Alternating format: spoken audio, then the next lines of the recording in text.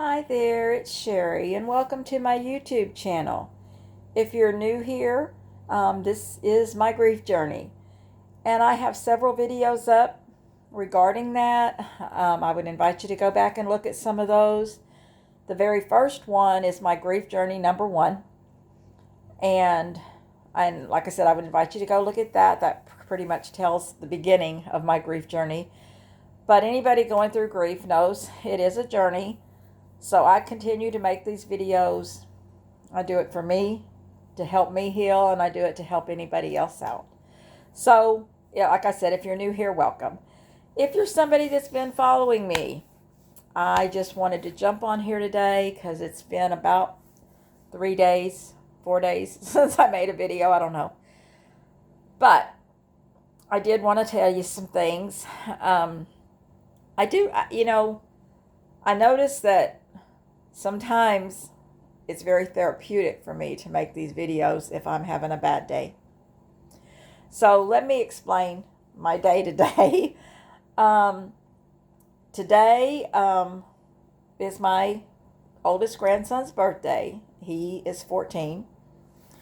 And, well, I just got back from over at his house. They had not a big birthday party or anything, but they just had family come over and have cake and let him open his gifts. Well, I went over there, I guess with kind of high expectations. I don't know. I just was excited. I was excited to see him, to see all my grandchildren are there, and I kind of did.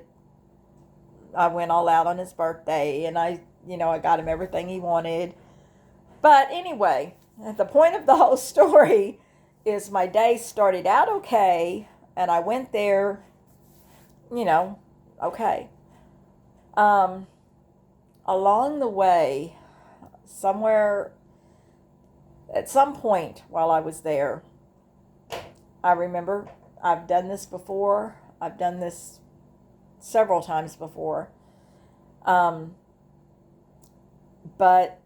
I started feeling, and I'm going to try not to cry when I say it, I started feeling all alone in a room full of people. And I hate when that happens. When that happens, I just get totally flooded with this loneliness feeling. And this was, I don't know how to say this either.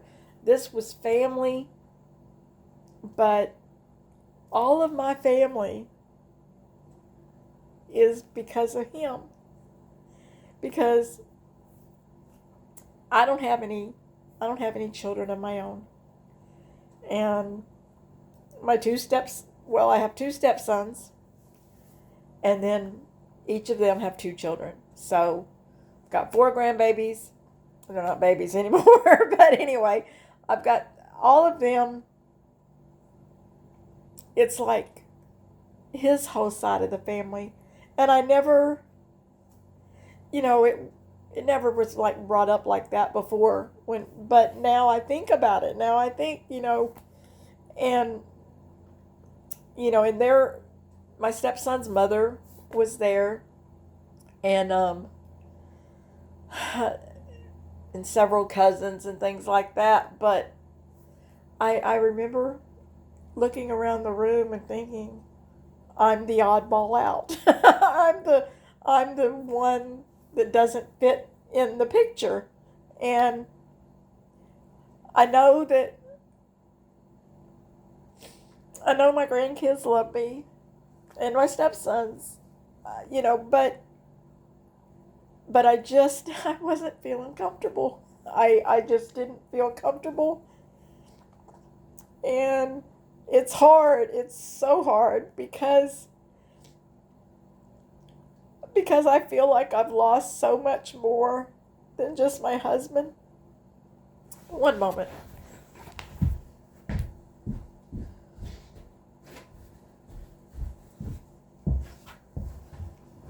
Sorry. I was going to get a tissue. But I, I sometimes I really feel like I've lost so much more than just him, because our family dynamic has changed. You know, they go on, and I'm not always included. Um, this was a birthday party, so of course, I was invited. But like I said, I just felt uncomfortable. And it's crazy because I know they're not intending to make me feel uncomfortable, but I feel uncomfortable. Everybody's paired up. Everybody's got a somebody but me. And so I'm just kind of there. And I've done that before. I've done it at my other stepson's house. The same thing. It was a Thanksgiving, and I can't hardly go. I tried to tell him how it's so hard for me to go to his house. This is my other stepson, not the one from today. And they don't understand. They don't really understand how hard it is. And I never really went over there that much by myself. And so to go by myself now is so hard. And even the birthday cards, signing the birthday cards. Because I'm the one that always signed them, and it was always from Gammy and Papa. And now I have to leave Papa off. And it's hard. And I did not know that today was going to be a day that I didn't know that it was going to upset me. But grief comes in when you least expect it. And, yes, I know that triggers are the holidays and birthdays and things like that, but I didn't really, the thing that really got me is, like I said, the feeling alone in a room full of people. I hate that feeling. I hate it. I mean, the loneliness suddenly just overwhelms you, and and then you're not comfortable, and it just was hard. So I came in and wanted to make a video because sometimes making these videos just helps me, and I know I'm talking to people, and somebody might relate. Somebody might totally understand what I mean. Oh, Lord. I did not mean to do this. But somebody might relate to the feeling of being alone when you're in a room full of people. What are you doing? Come on. Come here. Come here. She bugging me. Say hi. Say look. Hey. What's the matter with your eyes? She's not wearing her anything anymore. No donut, no anything. It's all healed. Well, or almost. The hairs, right when I said that, I look at it and she's made it bleed a little bit. But the hair's almost grown back. But anyhow, yeah, here's my baby. Her itch. Here's my little baby girl. But when I'm feeling down, this cat usually makes me feel better. But anyway, like I was saying, I know I cannot be the only person who has had that feeling totally alone in a room full of people. I mean, it's weird because that doesn't happen at my house. Like, if that same family, everybody that was there, comes over to my house, I'm okay. This is my safe place. But over there, I was feeling all alone. And And it was hard. It was real hard. And nobody there knows that how I was feeling. In fact, I'm wearing my shirt. I don't know if you can see it. Woo. It's okay to not be okay. My favorite saying. My favorite saying. And my granddaughter, she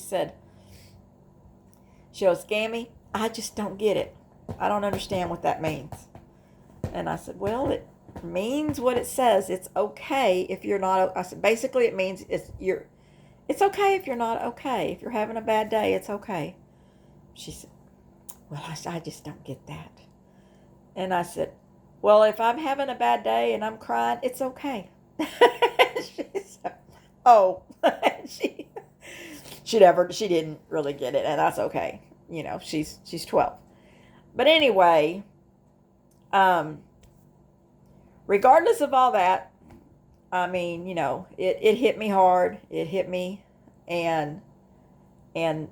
but I'm going to get through it. I came home and I'm going to start cleaning house and doing laundry and all the normal things that I have to do.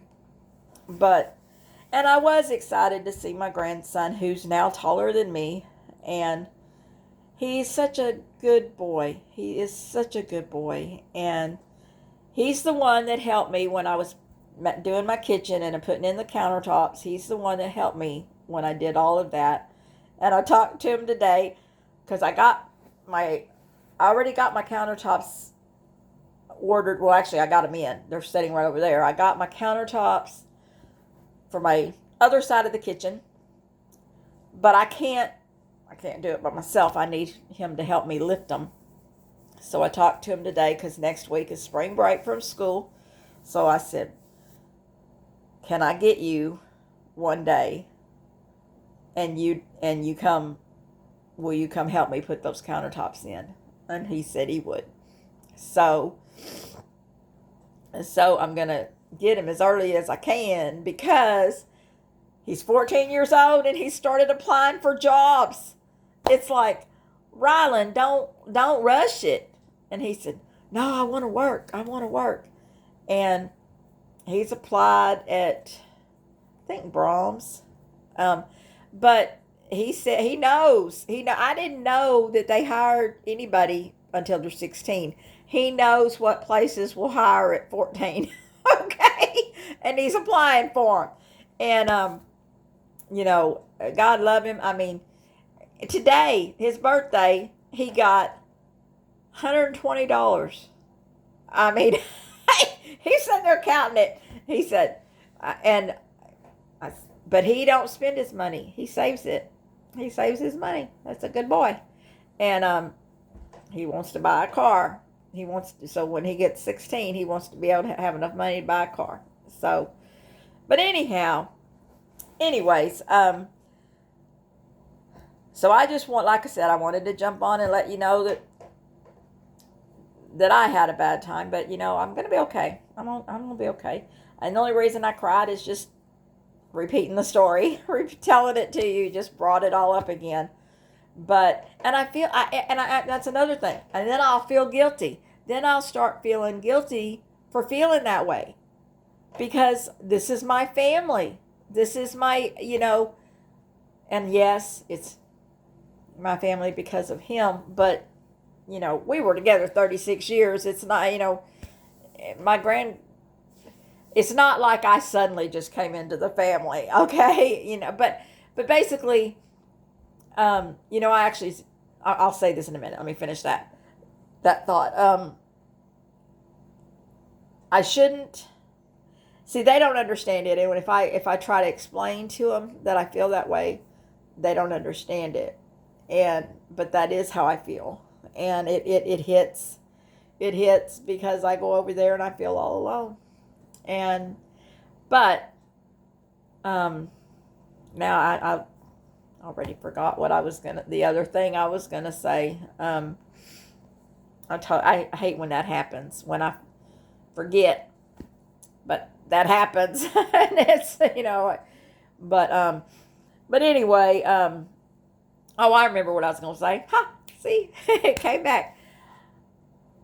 when my husband was sick, this was probably about 5 months before he died. It was the first time he went in the hospital. And I was actually driving up to the hospital that morning because I did not spend the night. I spent one night, and then the next night I didn't because the bed was so uncomfortable. Anyway, I go up there the next day, and this was when he wasn't in ICU or anything. Okay, when he was in ICU, I was there constant. But anyway, I was talking to my daughter-in-law on the phone, and I started crying. And this was, before he died. But I was thinking about it because, I knew everything that was wrong, and I knew it was coming. And I remember crying and telling her, I said, oh my gosh, because it had just hit. And I said, if he dies, what does that mean for my grandkids? And she went, what do you mean? And I said, they are only my grandkids because I'm married to him. So if he dies, are they not my grandkids anymore? And I remember saying that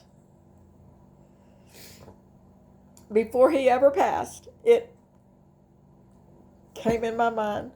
And of course she was, oh, Sherry, stop that. Those are your grandkids. They'll always be your grandkids. And they haven't treated me different or anything. I'm still their gammy and all that. But this is going to be longer than I meant for it to be. But I have also thought, my oldest, in 6 more years, all of them will be over 18. In 6 more years, they'll all be grown.